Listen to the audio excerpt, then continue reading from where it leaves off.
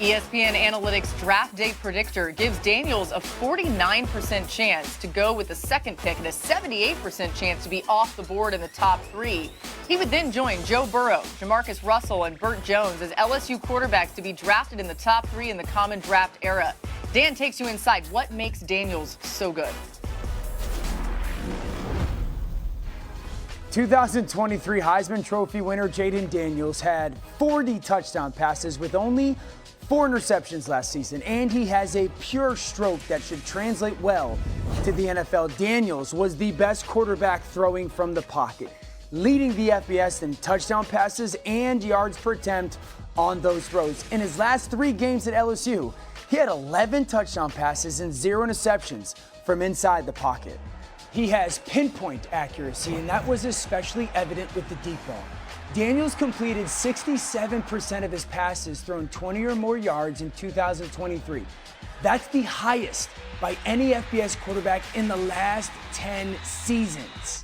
Beyond the elite passing numbers, Daniels can also beat defenses with his legs. He's especially dangerous when he improvises, and no player had more yards on scrambles last year. He averaged nearly 13 yards per rush when he scrambled during his Heisman season. Jayden Daniels' dual threat ability can make him one of the top quarterbacks in the entire NFL. The talent on the field, undeniable, as we've all seen. But if you talk to Jayden off the field, you'll see he's just such a genuine guy. RC, you know him well. What more can you tell us about the former LSU quarterback?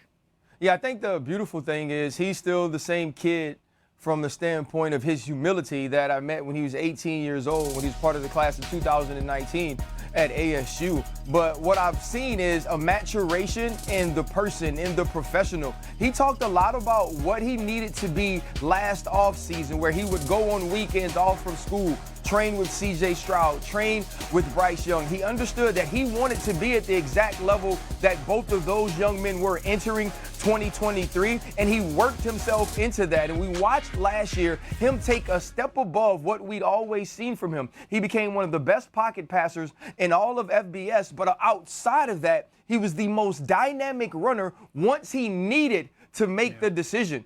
And after talking to him about where he wants to play and what type of quarterback he wants to be, and this wasn't a TV answer. This wasn't I'm talking to Ryan Clark, the analyst. This is I'm talking to Ryan Clark, the uncle. He said, I just want to go somewhere, work, fit in, and earn an opportunity to lead. And I think that's the sort of quarterback you want to draft on your team.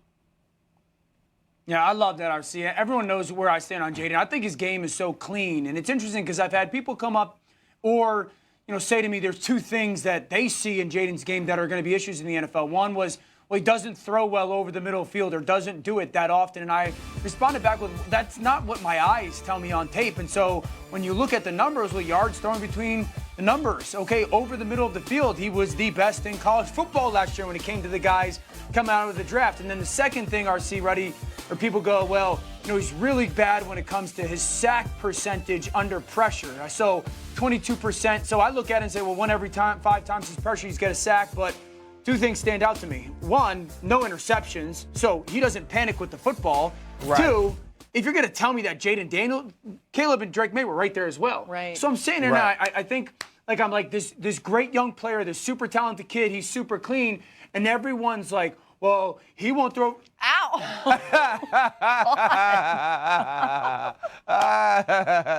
It was about to happen. Talladega Nights. I don't know what to do with my hands. He won't throw over the middle of the field.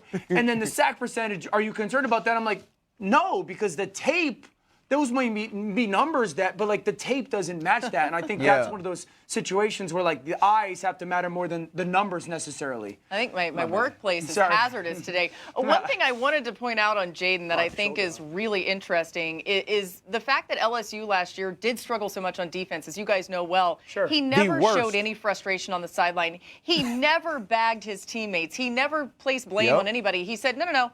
I'm going to work harder. I'm going to be better. Can I touch on that real quickly? Yeah, really fast. I think, because I do think there's an element that it's a little different between him and Caleb. Because I do give some grace to Caleb with some of the style of play because USC's defense was terrible as well. So you're trying to force plays. You're trying to make all these big plays. You got to score 40. Well, LSU's defense was just as bad, and 105th. we didn't see that out of Jayden's game, you know. So like, I think I lean a little bit more towards like that decision-making element from Jayden's side.